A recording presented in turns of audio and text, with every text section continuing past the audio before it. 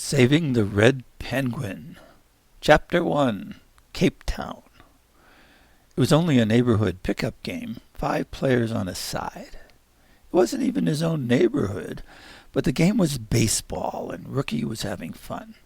He was in Cape Town, South Africa, on a small field in the shadow of Table Mountain, a giant cliff with a flat top that provided a backdrop to the city. The South African government had invited the Blue Marble Defenders to investigate UFO sightings and suspicious activity at several of their deep underground mines. Pops hadn't faced a tough challenge for quite a while, so he checked with the family and they all agreed to go.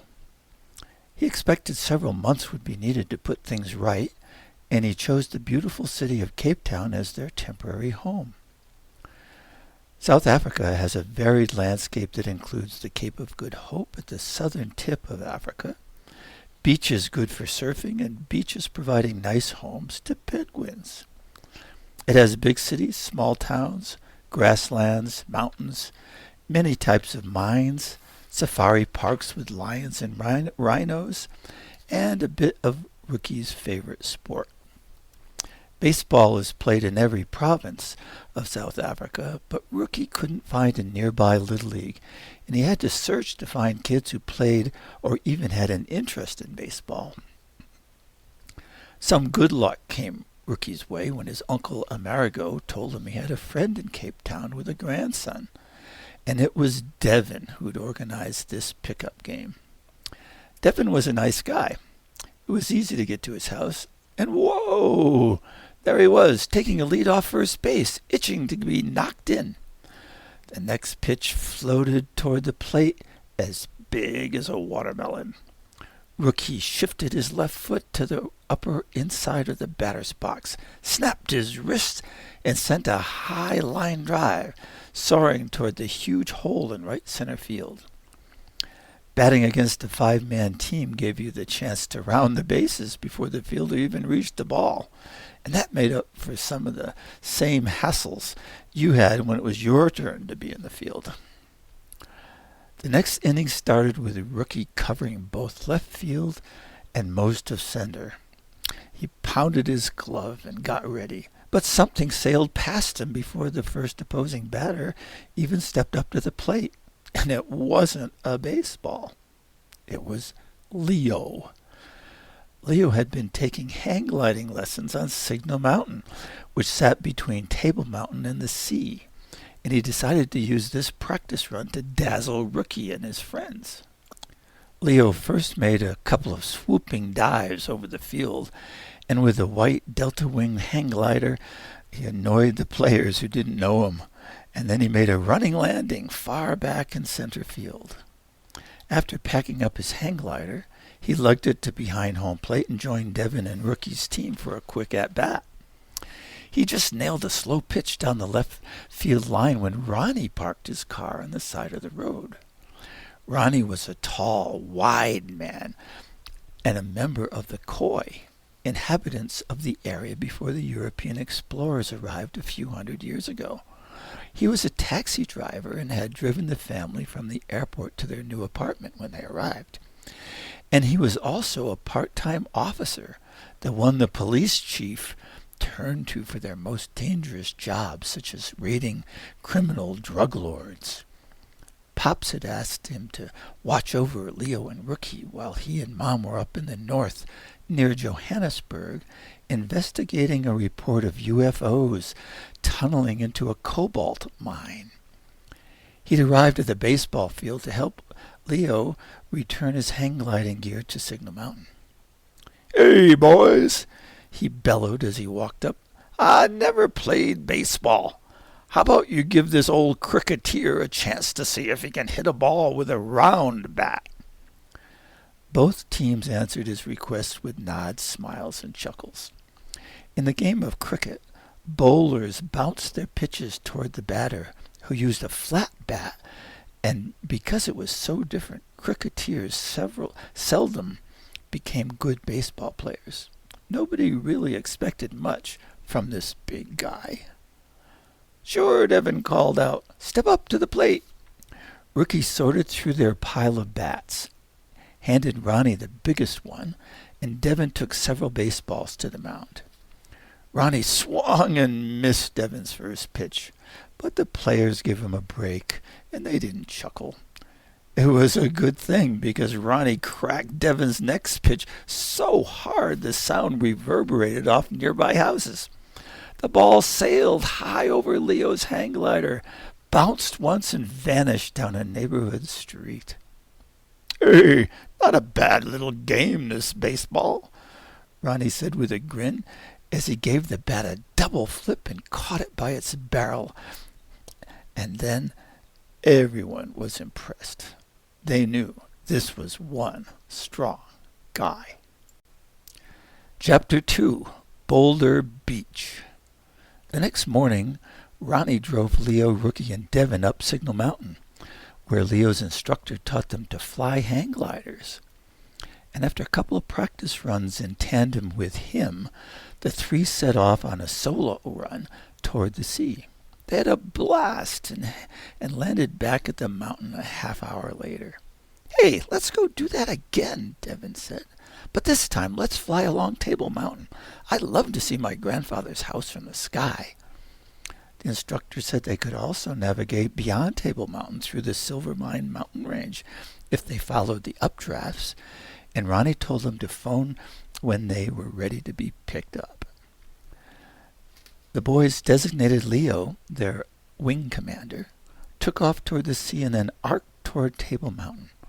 They soared over a cable car full of tourists going up and then descended to hug the cliffs on their way toward Devin's house. Then a piercing scream caught their ears. A vehicle looking just like a TIE fighter jetted across their path and straight at the cliff face. They held their breaths. They were only meters away from a disastrous crash, but when only a few feet from the cliff face, the plane angled straight up. Then it leveled off and hovered when it reached the mountain's flat top. They watched as part of the rock was transformed into the underbelly of a spaceship. The fighter made a high-speed entry into the open docking bay, and it disappeared.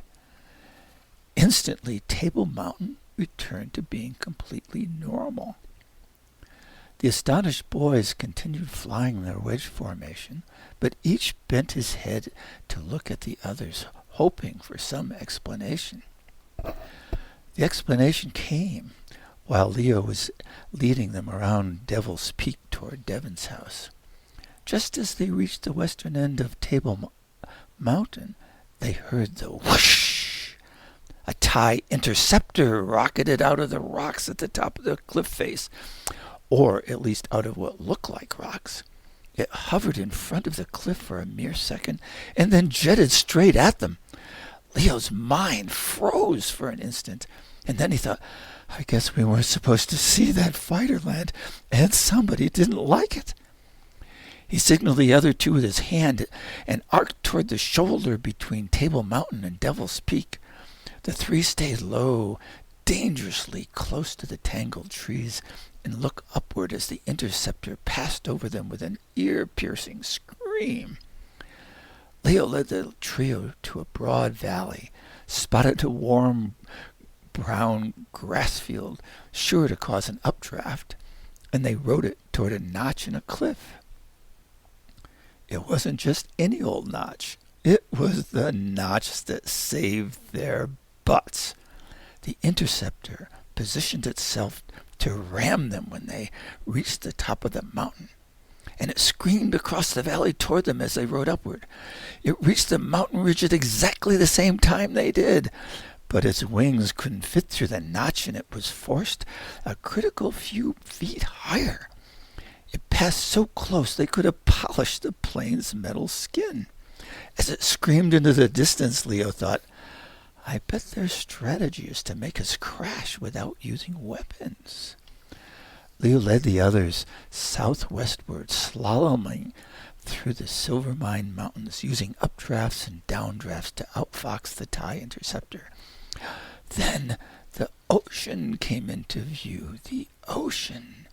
He realized they'd be helpless over water. His spirits sank. The hang gliders could elude the fighter by sailing on mountain updrafts and using the protection of their slopes, but they'd be sitting ducks over water. If there were no available air currents, they'd just crash just offshore. If there were some air currents and they allowed them to stay airborne, the interceptor could drive them far out to sea. Then the interceptor would have his choice between forcing them down into the sea or using his weapons to blow them to bits in the air. Nobody would be there to observe, so the three boys' fate would be just his little secret. Apparently, that was the way the interceptor's commanders wanted these boys' lives to end. Then Boulder Bay came into Leo's view with its white sand beaches, enormous rounded boulders, and rookeries of penguins. He pointed the trio toward the beach, gliding over a waddle of dozen penguins and making a running landing on the sand. The other two followed, shed their hang glider harnesses, and ran to catch up as Leo headed into the water. "Quick, swim into the middle of that raft of penguins over there.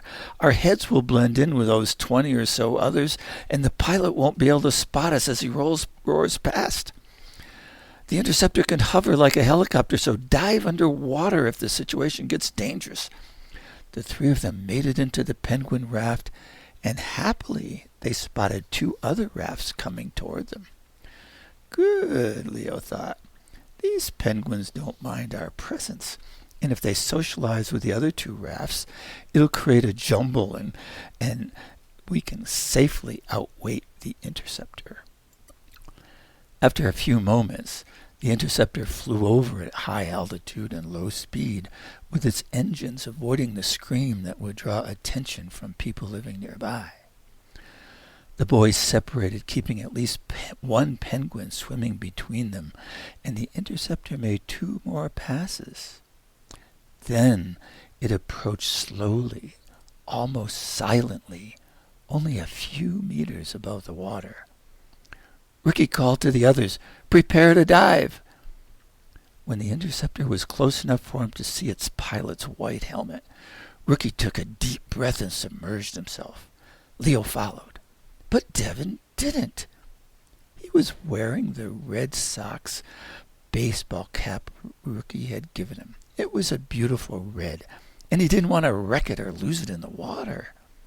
But the interceptor came inexorably closer, and when it hovered directly over him, it scared away the penguins. Now he was alone, sitting duck, and he changed his mind. But before he could dive underwater and swim away under the froth of the waves the interceptor created, he felt the power of a tractor beam on his belt. A whirring sound followed, and he was sucked into the interceptor like a crumb into a vacuum cleaner. Chapter 3. The Baited Hook. Rookie's lungs ached. He was desperate for breath, and when some seawater made it down his throat, he rocketed to the surface. "I'll take my chances with the interceptor rather than drown," he thought. He gasped for breath, wiped his eyes, and looked around. No penguins, no interceptor, just the back of Leo's head fixed on a speck zooming away over a hill. The two brothers swam back to the beach, and Rookie phoned Ronnie. He arrived, loaded up the three hang gliders, and with his ever-happy disposition, offered them sandwiches and his flask of rooibos tea. They ate like hungry wolves, and Rookie said, "Ronnie, what's this red stuff I'm drinking?" "Oh, it's a tea made from the red bush you see on the hillside over there. It's full of antioxidants and minerals that protect your body." Leo said, "Thanks, it's good stuff. I've heard it doesn't contain caffeine, but is stimulating my thinking too." Ronnie loaded up the three hang gliders, and the three of them talked over what to do next all the way through the ride back home. But they couldn't come up with a plan. Mom and Pops didn't answer their telephones. Mom and Pops couldn't help because they were probably still in some underground mine. Sitting at the kitchen table, Rookie said, "Whatever they're up to, the guys hiding on Table Mountain seem determined to remain invisible.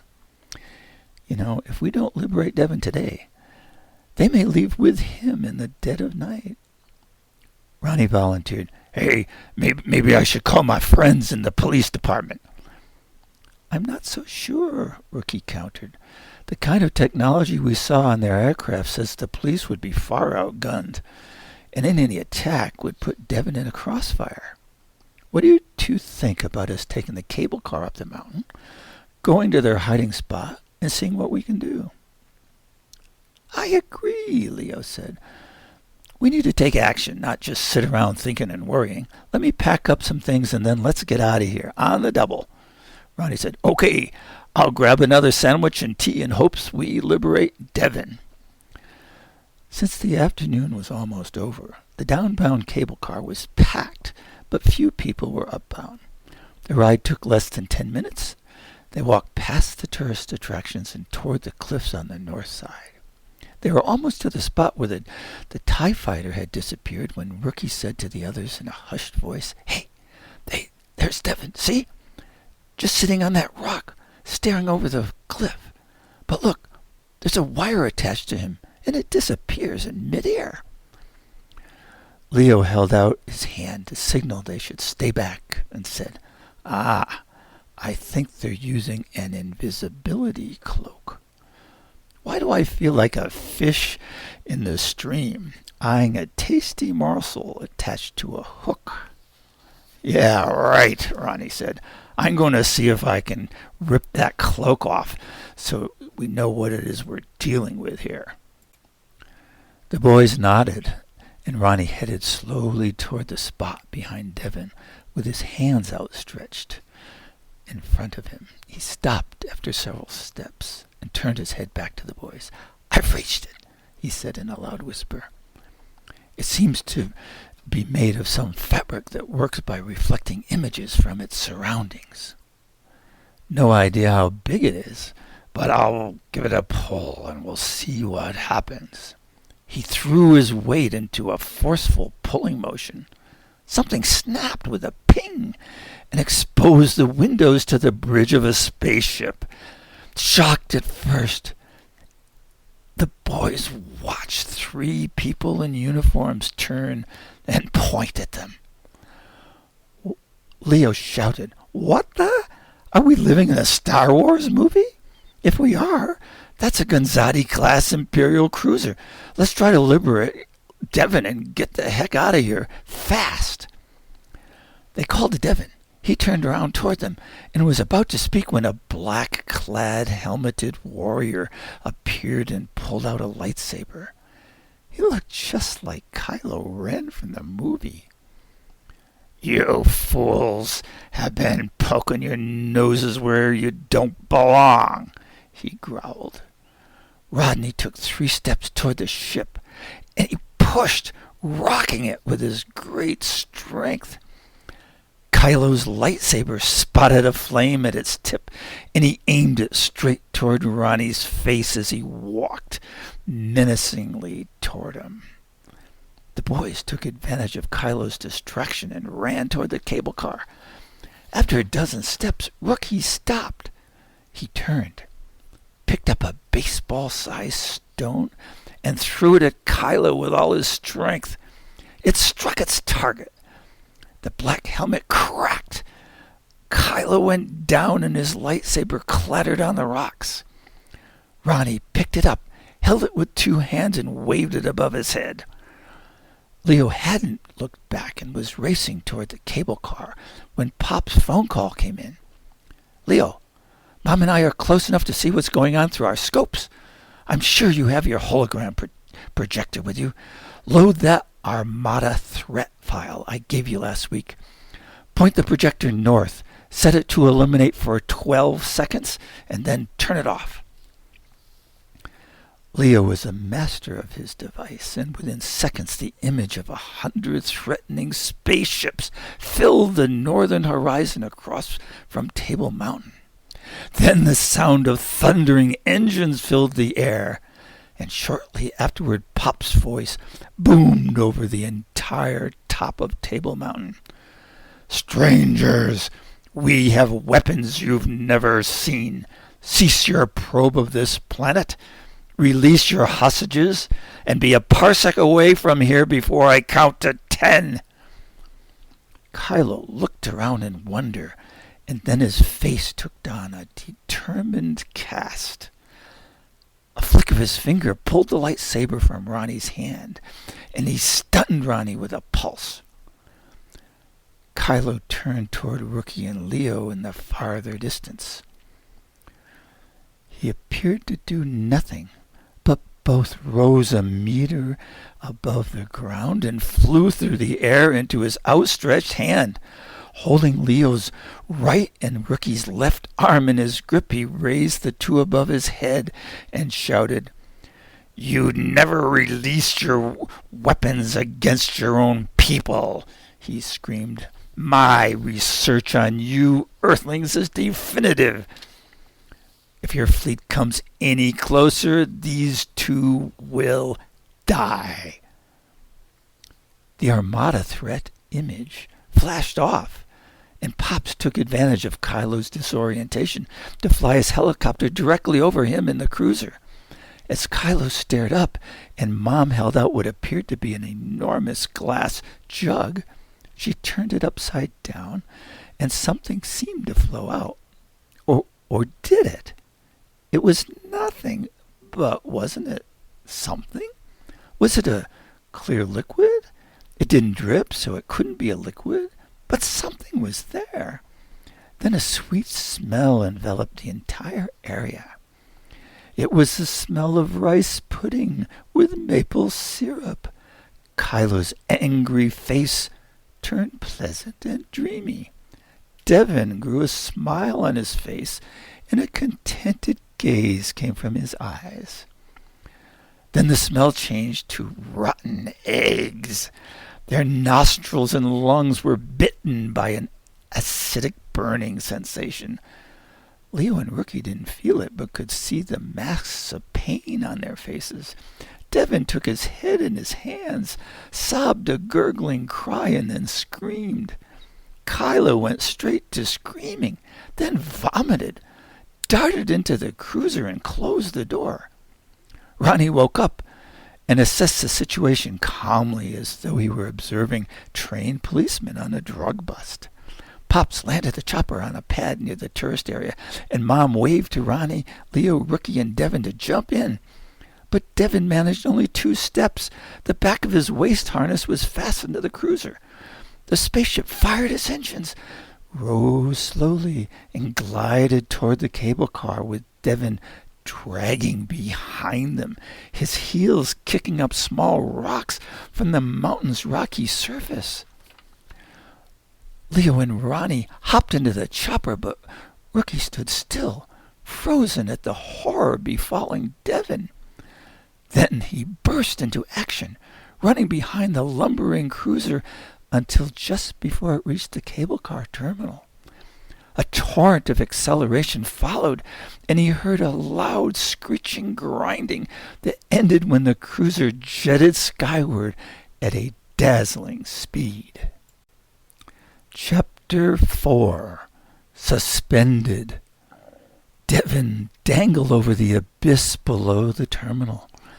Rookie's every muscle tensed as he comprehended the unfolding catastrophe. Kylo's severed wire was twisted around the cable, and its harness held Devin, face and belly down, a few feet below it.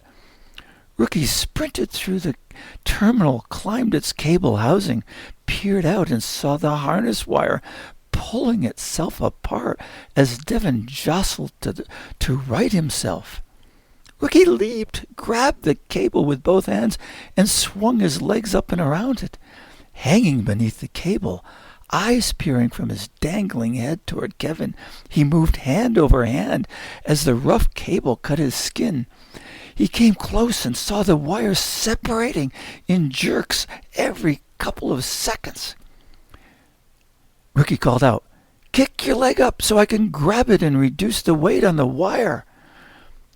Devin tried, but his leg flopped back, causing the wire to separate more. It was almost ready to go. "Try again!"